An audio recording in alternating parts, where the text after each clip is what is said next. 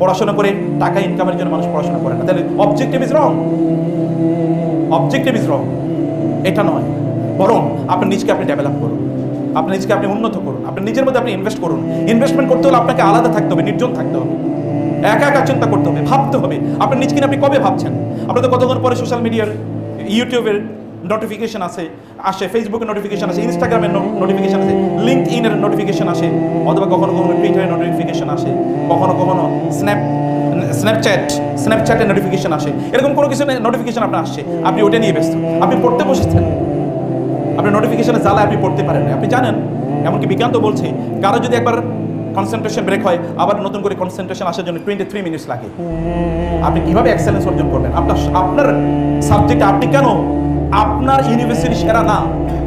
কেন সেরা না? আপনার পিতামাতার সম্পদ আপনি কেন অন্যায় ব্যয় করলেন? কেন অন্যায়? আপনার এই golden period of your time, যে সময় আপনি গোটা পৃথিবী, আপনার বয়সীরা দেখেন না, আলেকজান্ডার দ্য গ্রেট, যদি আমি সেকুলারদের কথা বলি আর যদি মুসলিমদের কথাবার্তা বলি, আপনি একবার চিন্তা করছেন আব্দুল্লাহ ইবনে আব্বাস, যার বয়স 18, তখন গোটা পৃথিবীর মানুষ তার কাছে পড়তে যায়। ইবনে আব্বাসের কথার বাইরে এরপরে যে আমি আরো পরের জেনারেশনের কথা বলি, ইবনে তাইমিয়াদের কথা যদি বলি, অথবা ইবনুল কাইয়িমদের কথা, ইমাম আবু হানিফার কথা বলি, ইমাম শাফির কথা বলি, ইমাম মুসলিমের কথা বলি, দেখেন না 15-16 বছর বয়সে তারা পৃথিবীর সবচেয়ে দামি প্রফেসর অফ দেয়ার সাবজেক্টস।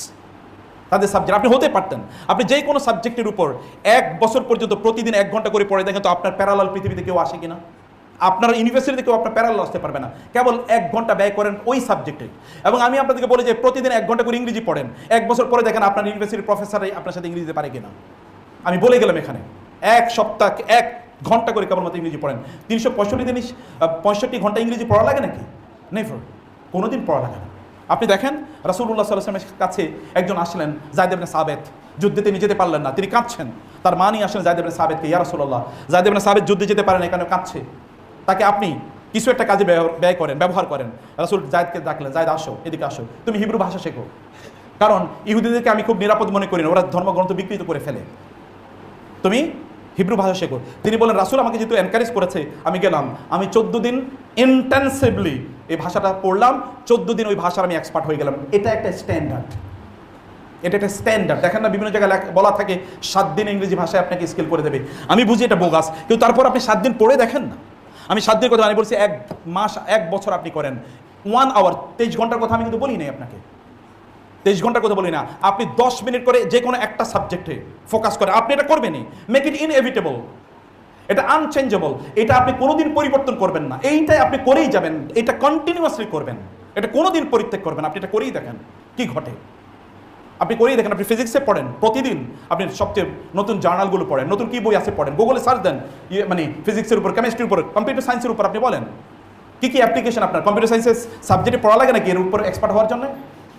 আপনাকে ইউটিউবে কি এরকম লেকচার অ্যাভেলেবল না? হাজারো আছে, কেন আপনি সেগুলো পড়বেন না? কেন আপনি সেই জাতীয় স্কিল অর্জন করবেন না? আপনি তো উম্মার সম্পদ, আপনি মানব জাতির সম্পদ। আপনার পেছনে এই বিশ্ববিদ্যালয়ের কি খরচ নাই? টিচারদের কি ব্যয় নাই? আপনার পিতামাতা কি টাকা পয়সা সেখানে ব্যয় করা হচ্ছে না? তাহলে মৌলিকভাবে আমাদের প্রবলেম হলো আমরা ফোকাস হারিয়ে ফেলেছি। আপনি ফোকাসটাকে ধরে রাখুন।